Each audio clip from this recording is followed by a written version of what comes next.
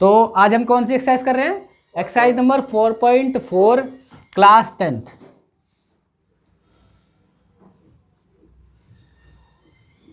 इसमें जो हमारा क्वेश्चन है वो क्या है? फाइंड के इफ रूट्स आर इक्वल। यदि मूल बराबर हो तो के का मान ज्ञात करो। यानी कि के का मान कैसे ज्ञात करना है, कब ज्ञात करना है? जब मूल बराबर हो।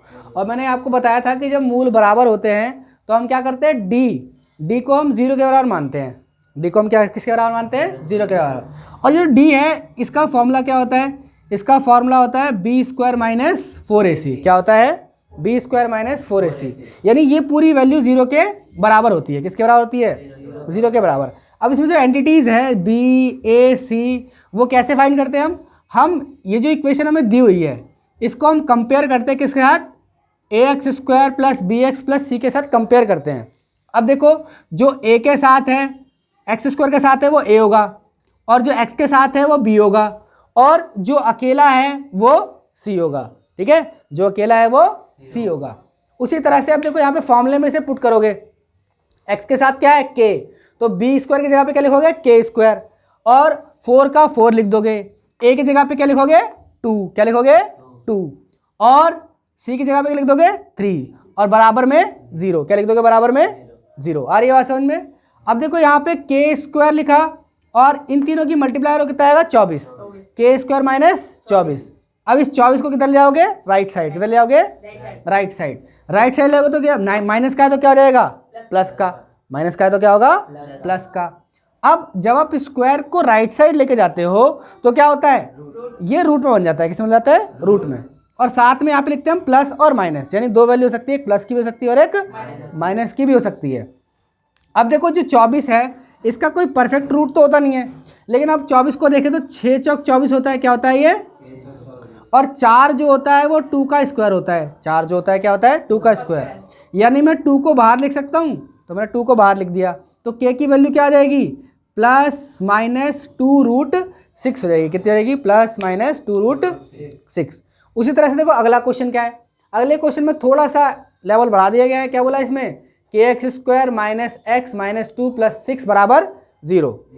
के x bracket x minus 2 plus 6 बराबर 0। तो इसमें भी क्या होगा? क्या बोला है? मूल बराबर है। और मूल बराबर है का मतलब क्या होता है? कि डी की वैल्यू क्या है? 0 है। डी की वैल्यू क्या है? 0। और डी का मान क्या होता है? B square minus 4ac। और अब देखो ये जो इक्वेशन है इस वाले फॉर्म में नहीं है। B x square plus b x plus c के फॉर्म में नहीं है, तो पहले उसमें बदलेंगे।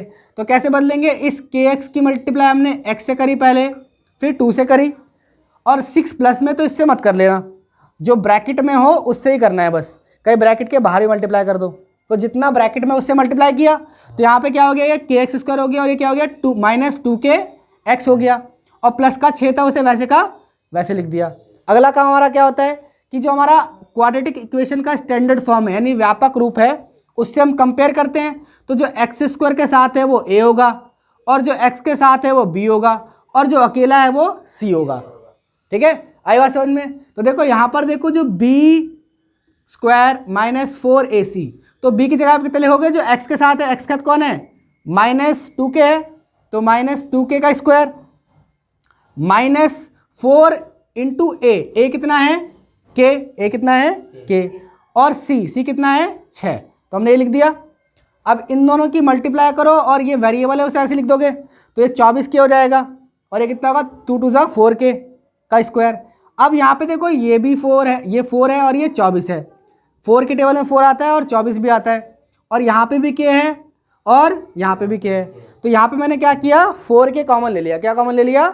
4 के कॉमन ले लिया। जब मैं 4 के कॉमन लूँगा तो यहाँ पे क्या बचेगा? सिर्फ के बचेगा, और यहाँ पे क्या बचेगा? माइनस का 6 बचेगा, और बराबर में 0। बराबर में 0।